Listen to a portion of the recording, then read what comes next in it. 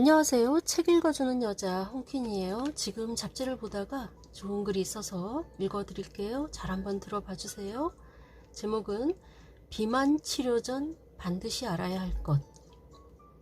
막내를 낳고 나서 안 해본 다이어트가 없어요. 다이어트 약을 먹다가도 끊으면 요요 현상이 생겨 다시 살이 찌네요.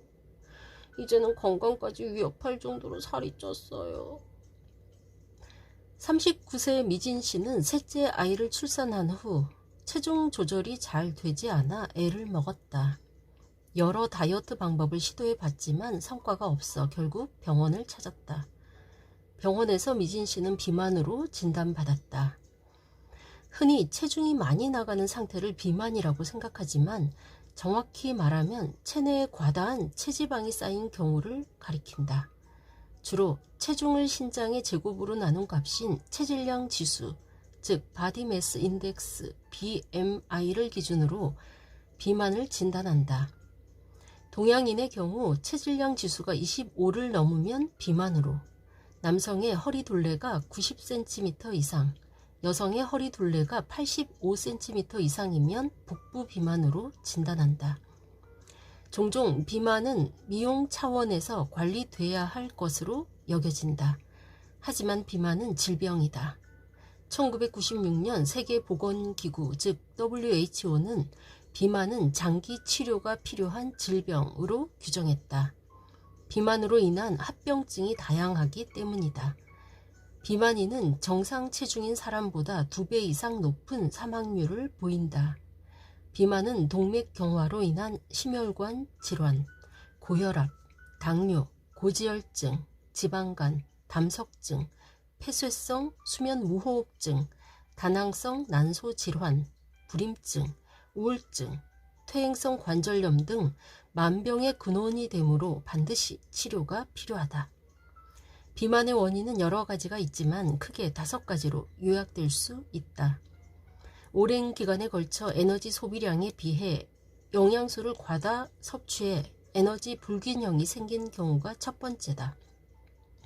특정 유전자의 돌연 변이에 의해 식욕 조절 중추 기능에 문제가 생긴 경우나 쿠싱 증후군처럼 호르몬 조절에 이상이 생긴 경우도 있다. 체중을 증가시키는 약제 때문에 비만이 생기기도 한다. 마지막으로 스트레스 등 마음의 문제를 열량으로 채우는 경우 비만으로 진행될 가능성이 높다.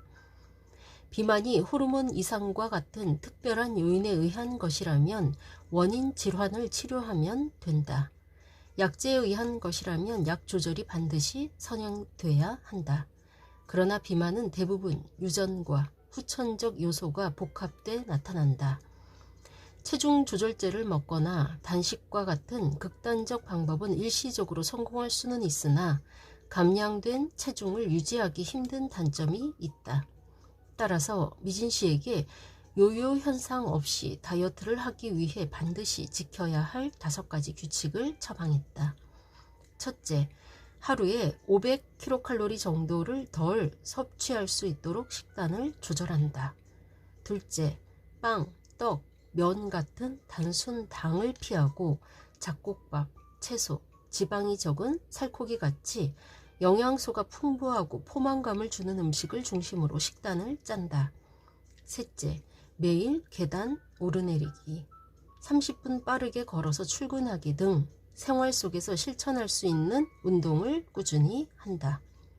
넷째, 스트레스성 폭식을 피하기 위해 나만의 스트레스 해소법을 개발한다. 5째, 이벤트성 다이어트에서 벗어나 1년 장기 프로젝트를 세운다. 바디 프로필 촬영 같은 목표가 있으면 동기부여에 도움이 된다. 네, 이상입니다. 좋은 글이죠? 저도 좀 실천을 해야겠네요. 특히 제가 너무 좋아하는 빵, 떡, 면 줄여야겠습니다.